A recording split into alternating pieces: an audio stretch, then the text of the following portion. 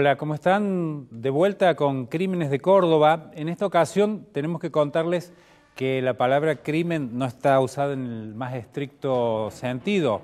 Crímenes en sentido genérico lo vamos a usar. No hay muertes, no hay asesinato en este capítulo de hoy, porque vamos a referirnos a algo que pasó en el 2012 en el Hospital de Niños, en donde una madre asfixiaba a su hija, a su bebita de 2 meses. ¿Por qué lo hacía? Bueno, tal vez debamos contarles que hay un síndrome que se llama Münchhausen por poder.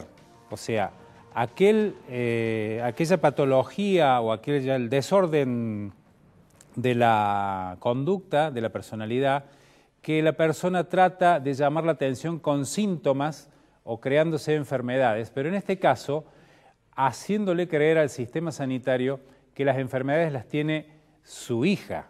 Esto es lo que pasó en el Hospital de Niños en 2012. Para llamar la atención, para levantar la estima, una persona lleva a su hijo o a su hija a distintos lugares del sistema sanitario para tratar de llamar la atención, mejorar su estima. ¿Por qué hizo eso? ¿Por qué? ¿Qué pasó? Vamos a tratar de explicarlos en este primer informe de Crímenes de Córdoba.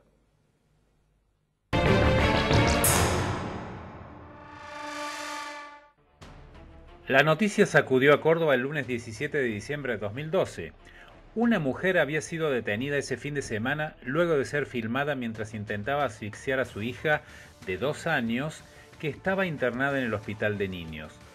Parecía ser una película de terror. Un médico captó imágenes de la mujer mientras asfixiaba a su hija. De inmediato se presentó en la justicia. La fiscal de violencia familiar del segundo turno, Bettina Croppi, tomó rápida intervención en el caso. En sus palabras, hay un dato clave: el aparato que captó las imágenes de la detenida en pleno acto homicida. La cámara que supuestamente estaba en la habitación de la niña es una cámara que estaba conectada a un aparato, a un electroencefalograma. Era a los efectos de realizar un estudio médico. Cuando entrecruzaron información, la justicia y los profesionales del Hospital de Niños quedaron choqueados. La historia clínica de la niña determinaba que había nacido el 8 de agosto de 2010 como una beba sana. No obstante, tenía recurrentes ingresos al Hospital de Niños en el cual su madre, Ximena Ceballos, había captado las miradas ajenas mostrándose como una madre dedicada plenamente a su hija. El 20 de mayo de 2012 la pequeña tuvo un paro cardiorrespiratorio que le dejó daños irreversibles. En agosto, pese a tener colocado un marcapasos, sufrió su segundo paro y en septiembre el tercero. Todo parecía ser muy extraño. De todos modos, en los estudios no aparecían motivos aparentes para esas afecciones. Desde el mes de vida, la menor había tenido episodios de pérdida súbita de conocimiento por falta de oxígeno y pausas respiratorias, entre otros cuadros. A fines de 2012 encontrarían la clave. Preocupada por la situación, la médica neuróloga que trataba a la niña se contactó con un profesional de otro sanatorio, quien se ofreció a llevar al Hospital de Niños un aparato de video electroencefalograma. Lo instalaron poco después del mediodía del 13 de diciembre. Al día siguiente, el médico observó irregularidades en los resultados y fue a buscar precisiones en el video. Allí vio las escenas del horror. La madre, que había preguntado una y otra vez los horarios en que se registraban las imágenes y a quien se le habían dado datos inexactos, apagó la luz de la habitación a las 19:55, pero el aparato siguió grabando a través de una cámara infrarroja.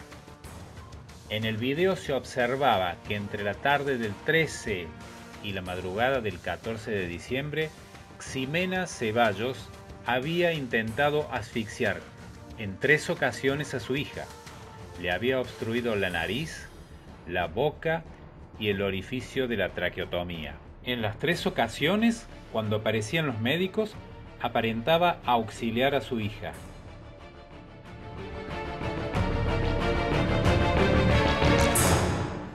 Cuesta creer ver estas imágenes y unir la imagen de una madre con su hija en una situación de tal agresión.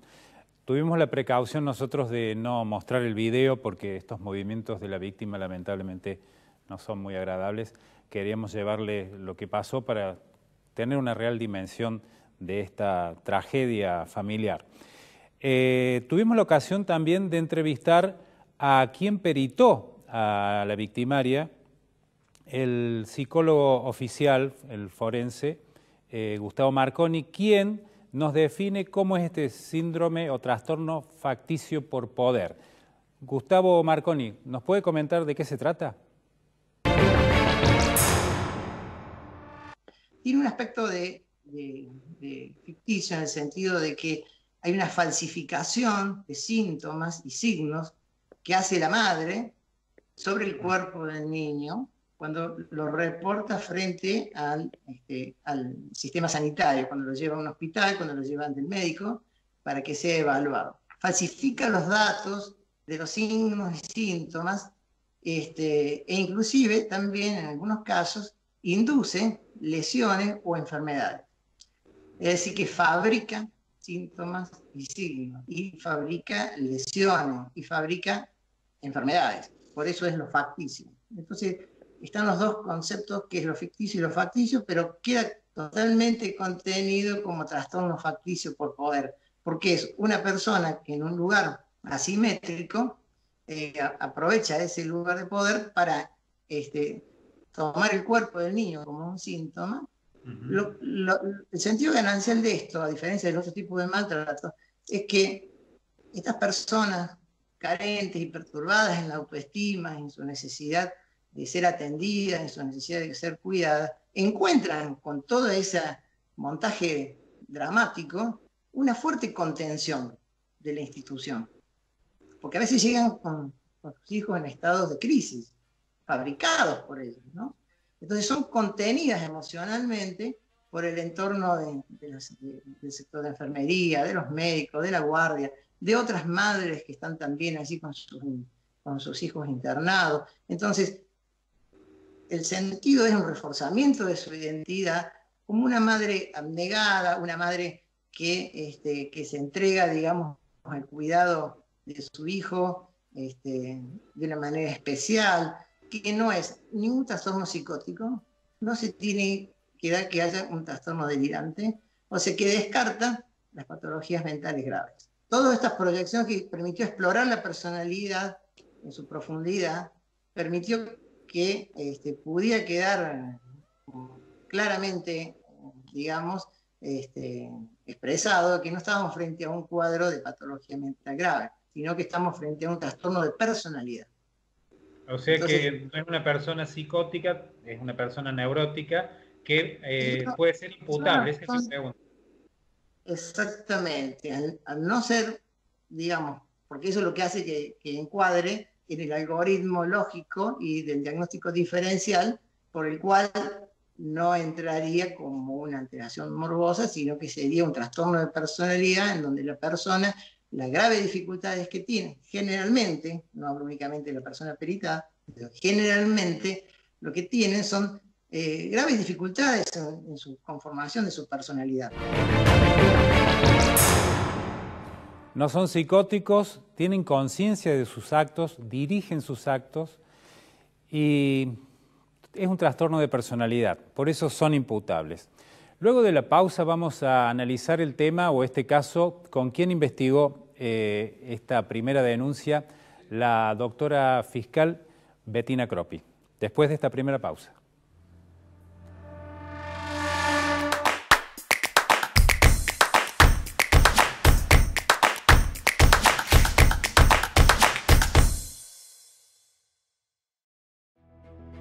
El Ministerio de Salud implementó un nuevo protocolo de atención para casos de dengue. El propósito es reducir los riesgos asociados a formas graves de la enfermedad y la mortalidad. El protocolo, que va en línea con lo que dispone el Gobierno Nacional, establece un sistema que prioriza a las personas gestantes, pacientes con comorbilidades o que presenten signos de alarma. Al mismo tiempo, el gobernador Martín Yayora le comunicó a intendentes y directores de hospitales provinciales el desembolso de un fondo especial de 420 millones de pesos para adquirir insumos y sumar más personal en guardias y consultorios. Gobierno de Córdoba. Estudio Jurídico Arias, abogados, agentes de la propiedad industrial, patentes y marcas. De Allende, Gianotti, Aguirre Mosquera y Longobardi, abogados especialistas en derecho penal económico. A la hora de defender sus derechos, elija un profesional de confianza y avalada trayectoria. Juan Fernández Salé, 30 años en la defensa penal. Este programa cuenta con el auspicio de la Asociación de Magistrados y Funcionarios Judiciales de la provincia de Córdoba. Estudio Ortiz Pellegrini y Asociados. Derecho penal, penal económico, asuntos administrativos, constitucionales, civiles y comerciales, contenciosos administrativos y de familia. El Defensor del Pueblo de la provincia de Córdoba atiende de manera presencial en la sede de Deanfunes 352 de lunes a viernes de 8 a 18 horas y de manera virtual por WhatsApp, también por teléfono, por mail o a través de su página web. Para más información, ingresa a www.defensorcordoba.org.ar o a sus perfiles en redes sociales. Alasia es noticia, un resumen indispensable con lo que tenés que saber al iniciar el día. Alasia es noticia, periodismo para la gente, por Continental, gente de radio.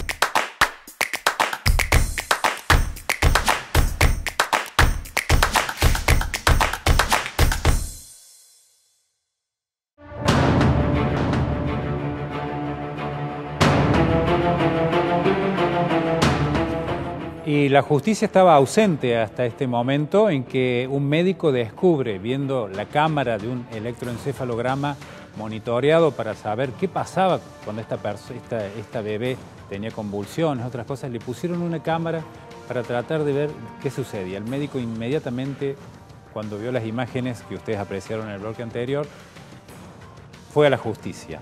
Y quien tomó esa denuncia fue la fiscal de segundo turno de violencia familiar, Bettina Kropi, que hoy está con nosotros.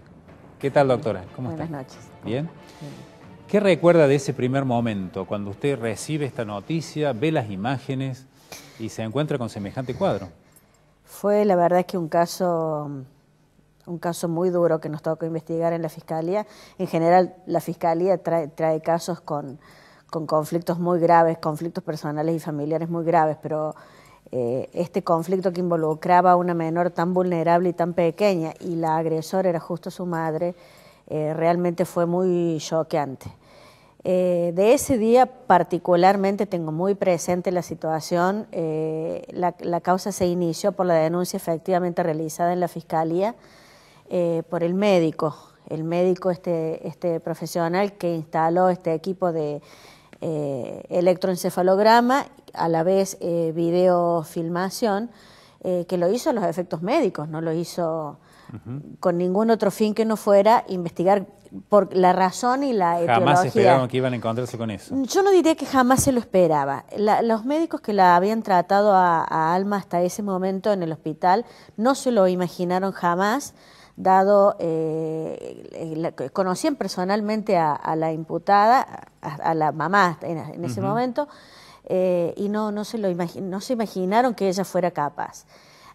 Cuando se hizo la interconsulta de estos profesionales, de la neuróloga del Hospital de Niños, Valeria Fastinelli, exactamente, que fue la que la trató desde un comienzo, consultó con este profesional, y el profesional, sin conocer personalmente a las partes, advirtió una posibilidad de que esto hubiera, que existiera este síndrome. Fue por eso que, si bien era necesario este estudio médico, a los fines médicos, le advirtió a la neuróloga del Hospital Infantil que no le especificara a la mamá cuánto tiempo filmaba esta cámara, o que específicamente le dijera que filmaba menos tiempo del que en realidad iban a filmar. Ellos pensaron en filmar durante 24 horas, pero a la mamá le dijeron que la cámara filmaba mucho menos horas. No recuerdo, pero posiblemente habrán sido unas 6 o 7 horas, e incluso habían programado el aparato para que dejara de efectuar una señal puntual en determinado momento, a los efectos de engañar a quien estuviera observando, de que ya no filmaba más. O sea, había una levísima sospecha de que algo podía estar sucediendo con la mamá ese día. Y efectivamente así fue. Al otro día, cuando se sacó la información de este aparato y la leyó el médico, tal cual lo adelantaran recién, primero observó algunas anomalías en el electroencefalograma y fue puntualmente al momento en que se vio la anomalía. O sea, la anomalía era en determinado minuto de la filmación y fue a ese minuto de la filmación y se encontró con esta tremendeza. ¿Y cómo fue la conducta de la imputada frente a la justicia cuando la imputan? ¿Qué tipo de actitud asumió? ¿Evadió, negó en ese momento? En un primer momento, mientras estuvo la investigación en la Fiscalía, siempre negó el hecho y nunca declaró. O sea, negó el hecho y se abstuvo de declarar, que es una facultad legal que tienen los imputados. Luego sé que durante el curso del plenario, cuando fue a juicio, confesó haber cometido el hecho. De las pericias que se realizaron 3 pericias en la persona de ella, y sí se notó que informaron todos los peritos que la analizaron que era muy llamativo su falta de empatía con la situación, o sea, su falta de angustia, de tristeza, de arrepentimiento con el relato de lo que había sucedido. ¿No estaba identificada con el dolor de su hija, con la tragedia que estaba viviendo? No, en absoluto. Para nada. En absoluto. ¿Y qué se puede hacer con estas personas que, en principio, uno puede decir, está mal psíquicamente, tiene un problema psiquiátrico? ¿La justicia los puede abordar imputándolos? Bueno, en este caso ha sido peritada por los peritos especialistas que nos han dicho que es una persona imputable, que comprende. Créanme que el desafío más grande de esta causa fue, nosotros investigamos los hechos a partir de esta filmación y investigamos desde el final para atrás, digamos, desde esta filmación para atrás, y pudimos identificar diferentes ataques a lo largo de mucho tiempo, a lo largo de los casi 2 años y medio de vida de Alma. Y el desafío más grande fue convencernos nosotros y explicar y convencer la motivación del accionar de esta imputada, porque nos resulta hasta muy difícil, hasta antinatural que una madre ataque así a su hijo, sobre todo porque es una madre, porque nosotros tenemos en la justicia millones de varones que abusan de sus hijos y nadie se pregunta, ¿será imputable? O por lo menos no se lo pregunta con tanta fuerza, digamos, como con esto, que una madre ataque así a su hija. Sí. Lo primero que nos surge es, está mal de la cabeza. Sí, pero tienen conciencia de lo que están haciendo. Exactamente, porque lo que nos ha enseñado la ciencia, lo que nos enseñado los peritos a lo largo de toda esta causa, es que tener un problema de personalidad no significa ser inimputable. Doctora, gracias por su colaboración, muy amable. Y vamos a volver al Hospital de Niños, donde a raíz de esto comenzaron a tomarse algunas conductas para tratar de prevenir. Se creó un comité de maltrato cuya titular, cuya coordinadora hoy es Alicia Samarvide. Ella nos va a contar qué es lo que se ha hecho a partir de todo esto. Bien, el equipo cuenta desde varios años ya con un protocolo de intervención para situaciones de violencia infantil en todas las modalidades, ¿sí? Y ese protocolo está aprobado a nivel institucional, está dentro de las pautas hospitalarias de cómo intervenir. El protocolo está formado por el área médica, el área de trabajo social y el área de psicología. Se trabaja interdisciplinariamente la problemática del maltrato infantil. Obviamente en coordinación con los distintos organismos legales y administrativos de la provincia de Córdoba. Perfecto. Alicia, siendo el caso particular de este caso, que calculo que has tenido conocimiento, ¿cómo impactó, qué recordás vos de este caso y cómo impactó en la comunidad del hospital? Bueno, en realidad nosotros siempre que planteamos, lo hablamos en general a las situaciones de violencia infantil y esta modalidad, el síndrome de porpoderes, impactó porque, bueno, en realidad es una modalidad no de las más habituales de maltrato infantil que se puede ver en el ámbito de la salud. Entonces, bueno, realmente interrogó a todo el equipo respecto a cómo poder intervenir frente a estas situaciones con la modalidad del síndrome de Mauthausen o síndrome por poderes que se llama, ¿sí? ¿Por qué? Porque es una modalidad de maltrato infantil específicamente dentro del ámbito sanitario, de los hospitales, de las clínicas. Uh-huh. Entonces, por eso es específicamente en el área de salud donde, bueno, uno lo tiene que pensar como un diagnóstico diferencial al momento de asistir a los niños y niñas, ¿no? Bien. ¿Y cómo se han encontrado con casos particulares de esto? ¿Qué tipo de tratamiento le han dado? ¿Cómo nos podrías describir cómo es la conducta de estas personas que llegan a los hospitales con este síndrome? Bueno, en general son personas que pertenecen a sectores sociales con un cierto nivel educativo, social y económico.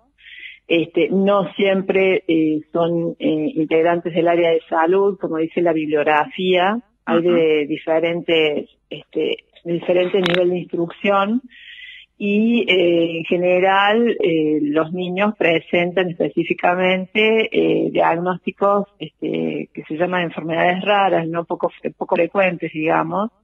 Entonces, bueno, eso es uno de los primeros signos de interviene. Otra de las características son cuyos familiares los hacen consultar en distintas instituciones, ¿no? Generalmente hay tres a 2 instituciones interviniendo sobre el estado de salud del mismo niño. O sea que son personas que deambulan por varios hospitales simulando que van a ese solo nomás. Sí.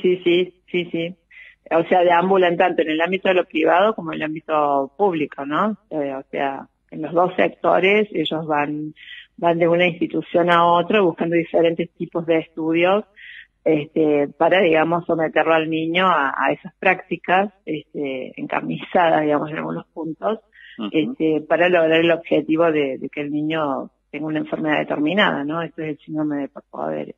Con una cuestión ganancial para los padres, digamos. Sí, porque es una satisfacción de ellos a nivel psicológico, el hecho de poder que el niño reciba cada vez más tratamientos, más estudios, más cuestiones invasivas en su cuerpo, ¿no? Bueno, Alicia, muchísimas gracias por tu participación.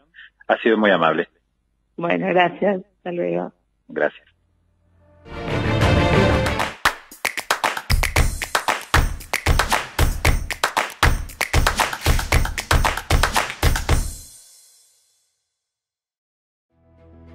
El Ministerio de Salud implementó un nuevo protocolo de atención para casos de dengue. El propósito es reducir los riesgos asociados a formas graves de la enfermedad y la mortalidad.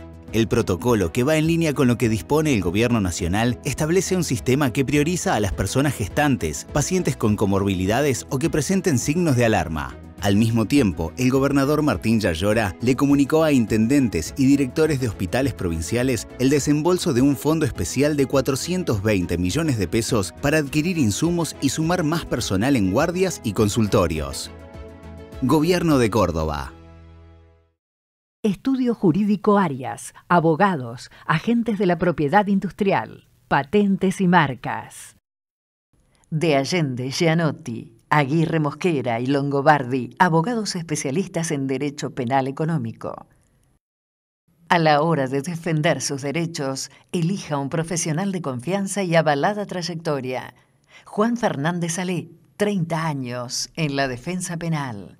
Este programa cuenta con el auspicio de la Asociación de Magistrados y Funcionarios Judiciales de la provincia de Córdoba. Estudio Ortiz Pellegrini y Asociados, Derecho Penal, Penal Económico, Asuntos Administrativos, Constitucionales, Civiles y Comerciales, Contenciosos Administrativos y de Familia. El Defensor del Pueblo de la provincia de Córdoba atiende de manera presencial en la sede de Deanfunes 352 de lunes a viernes de 8 a 18 horas y de manera virtual por WhatsApp, también por teléfono, por mail o a través de su página web. Para más información, ingresa a www.defensorcordoba.org.ar o a sus perfiles en redes sociales. Alasia es noticia. Un resumen indispensable con lo que tenés que saber al iniciar el día. Alasia es noticia. Periodismo para la gente. Por Continental. Gente de radio.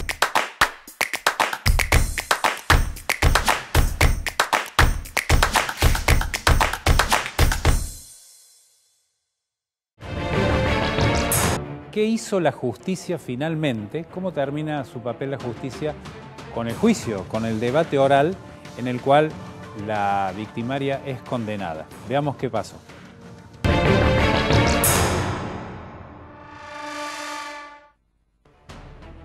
En mayo de 2015, la Cámara Séptima del Crimen se expidió y determinó que Ximena Ceballos trató de causarle la muerte a su hija con maniobras de asfixia reiteradas y prolongadas. Todo esto le causó a la niña repetidas crisis de cianosis, apneas, bradicardias, pérdidas de conciencia, paros respiratorios y paro cardiorrespiratorios, provocando tratamientos médicos e intervenciones quirúrgicas innecesarias. Se estableció además que no logró su cometido homicida debido a la intervención del personal médico que, en cada ocasión, brindó la asistencia médica oportuna y pudo salvar la vida de la menor. Sin embargo, las secuelas fueron graves y permanentes. La mujer admitió en el debate los hechos y los resultados de las pericias determinaron que posee una personalidad narcisista, rasgos psicopáticos y tendencia a manejar el ambiente de acuerdo a sus necesidades. En tal sentido, utilizó el cuerpo de su hija para descargar impulsos agresivos y sádicos y emociones negativas como modo egoísta de regular su autoestima. La Cámara la encontró culpable de homicidio calificado por el vínculo en grado de tentativa y le impuso una pena de 15 años de prisión. En tal sentido, las palabras del fiscal Marcelo Altamirano marcan con precisión los puntos salientes de la sentencia. Es un caso que esperemos que no se reitere porque es la cúspide del maltrato infantil. Las lesiones que dejó en la niña son irreversibles y bueno, y es el máximo de la pena posible para un caso como este. Y bueno, lo que el gusto amargo que uno le queda es que una niña va a estar de por vida asistida por una tercera persona, que no hay ningún atenuante para la conducta que desplegó la acusada durante 2 años. Por más que tuvo una infancia difícil, por más que uno tenga problemas familiares, no puede descargar todos esos problemas en una niña indefensa como lo hizo. No, ella tiene un trastorno de personalidad que hace que comprenda perfectamente lo que hace y dirige. Y es más, es muy manipuladora, tan es así que en el hospital todos la consideraban una madre ejemplar. Dime de qué alardeas y te diré de qué careces. Se muestran como una persona altamente buena y en realidad son malas, como ha determinado la pericia. La cúspide del maltrato infantil, dijo el fiscal de Cámara Marcelo Altamirano. También dijo que va a necesitar de por vida la asistencia de otra persona. Nosotros rogábamos que se hubiera equivocado. Esta mañana yo estuve en la casa de la gente que la está cuidando, familiares de la víctima y la victimaria, y lamentablemente todo sigue igual, no tiene ningún tipo de movimiento. Va a una escuela de Unquillo para hacerle algún tipo de estimulación que le haría bastante bien dentro de todo, pero bueno, es una chica que ha quedado postrada en su vida, no puede moverse, no puede hacer nada. En el programa de hoy hemos tratado de brindarles elementos de cómo se mueve la justicia, entiendo que de muy buena manera, qué hace el sistema sanitario para prevenir estos hechos y esperemos haber contribuido para que estas cosas no sucedan más. Nos despedimos de Crímenes de Córdoba, gracias por acompañarnos.